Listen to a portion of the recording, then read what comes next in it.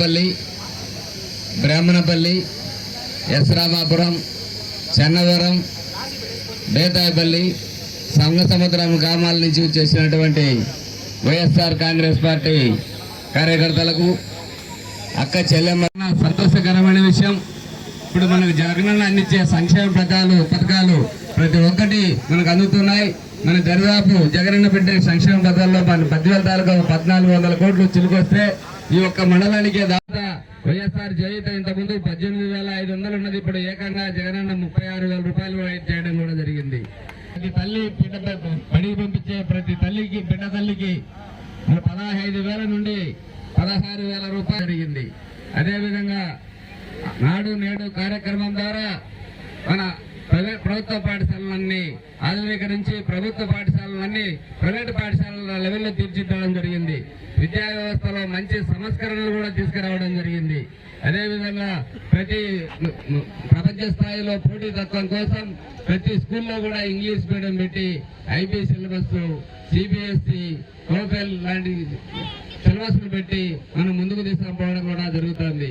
అదేవిధంగా హాస్టల్ విద్య, college fee reimbursement, Vasathi Deevena కూడా చేయడం కల్పించడం జరుగుతూ ఉంది. ఇకపోతే రైతన్నల కోసం రాష్ట్ర వ్యాప్తంగా 15,000 రైతు భరోసా కేంద్రాలను ఏర్పాటు చేయడం జరిగింది. ఆ రైతు భరోసా కేంద్రాల నుండి నాణ్యమైన ఎరువులు, నాణ్యమైన ఇత్తనాలు, మేధావులతో అగ్రికల్చర్ శాస్త్రవేత్తలతో మంచి సలహాలు ఇవ్వడం కూడా జరుగుతూ ఉంది.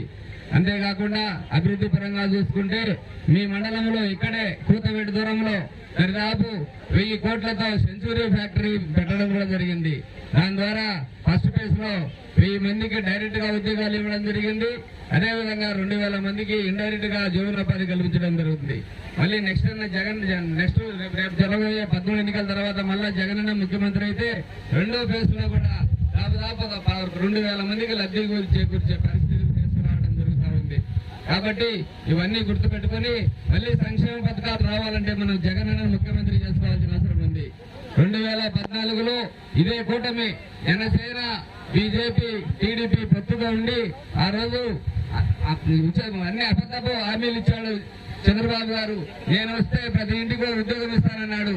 ఉద్యోగం రాకపోతే జీవన వృద్ధి ఇస్తానన్నాడు. రైతులకు రుణమాఫీ చేస్తా అన్నాడు.